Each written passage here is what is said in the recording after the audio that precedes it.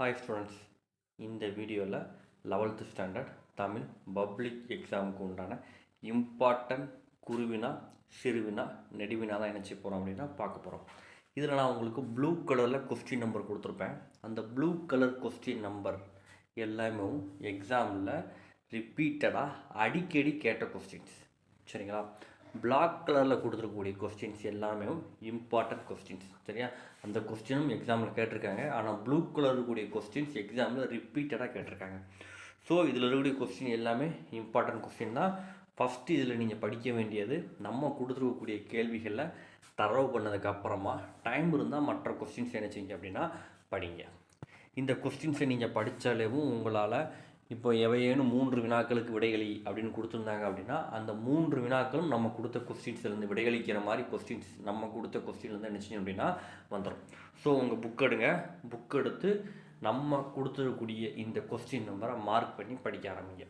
First பாடம் அப்படின்னு பார்த்தீங்க அப்படின்னா 1, 3, 5 இதில் 1வது கொஸ்டினும் 5வது கொஸ்டினும் மோஸ்ட் இம்பார்ட்டன்ட்.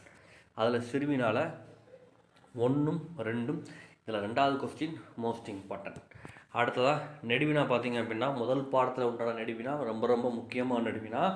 அதில் ரிப்பீட்டடாக கேட்கக்கூடிய கொஸ்டின்ஸ் என்னென்னு பார்த்தீங்க அப்படின்னா 2வது கொஸ்டின்ஸும் 3வது கொஸ்டினும் ரிப்பீட்டடாக கேட்டிருக்காங்க. இயல் 2ல் 1, 4, 6 சிறுவினால் இயல் 2ல் 1, 2, 3 இதில் 1, 2 ரிப்பீட்டடாக கேட்டிருக்காங்க. நெடுவினாவை பொறுத்தளவுக்கு 2, 3 இதில் 3வது நெடுவினா ரிப்பீட்டடாக கேட்டிருக்காங்க, சரிங்களா? அடுத்ததாக இயல் 3ல் குறிவினாவை பொறுத்தளவுக்கு 1, 4 சிறுவினால் 1, 2 நெடுவினா அந்த அளவுக்கு இதில் இம்பார்ட்டன்ட் இல்லை. அடுத்ததாக திருக்குறள் பார்த்தீங்க அப்படின்னா குருவினால் 4, 5 சிறுவினால் 1, 3, 4 நெடுவினால் 1, 2. அடுத்ததாக இயல் 3 குருவினால் 1, 2, 5 சிறுவினால் 2, 3 நெடுவினாவை பொறுத்தளவுக்கு 2, 3. இயல் 5ல் குருவினால் 1, 2, 3 சிறுவினால் 3, 5 நெடுவினால் 1, 3. திருக்குறளில் இருக்கக்கூடிய குருவினால் 1, 4 சிறுவினால் 1, 3 நெடுவினா இதில் இருக்கக்கூடிய நெடுவினா இருக்கிற அந்த திருக்குறள் நடுவினா இந்த திருக்குறள் நடுவினா டோட்டலாக பார்த்தீங்க அப்படின்னா நமக்கு 3 நடுவினா வரும். ஸோ 3ஐயுமே என்ன செஞ்சிடணும் அப்படின்னா நீங்கள் படிச்சிடணும். இயல் 6ல் குருவினா பார்த்தீங்க அப்படின்னா 1, 3 சிறுவினால் 1, 2, 3 நெடுவினால் 2.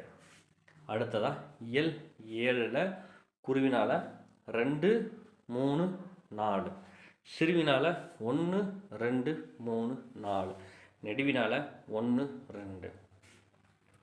இயல் 8 பார்த்தீங்க அப்படின்னா 2, 4 சிறுவினால் 1 நெடுவினால் 1, 2, 3 இது எல்லாமே என்னது அப்படின்னா இம்பார்ட்டன்ட் கொஸ்டின்ஸ். இந்த கொஸ்டின்ஸை நீங்கள் படித்தாலே கட்டாயமாக நல்ல மதிப்பெண் வாங்கலாம். ஓகே ஸ்டூடெண்ட்ஸ், இந்த வீடியோ உங்களுக்கு யூஸ்ஃபுல்லாக இருக்கும் நம்புகிறேன். யூஸ்ஃபுல்லாக இருந்துச்சுன்னா வீடியோக்கு ஒரு லைக் பண்ணுங்கள், நம்ம சேனல் உங்கள் நண்பர்களுக்கும் ஷேர் பண்ணுங்கள். தேங்க்யூ ஃபார் வாட்சிங் ஸ்டூடெண்ட்ஸ்.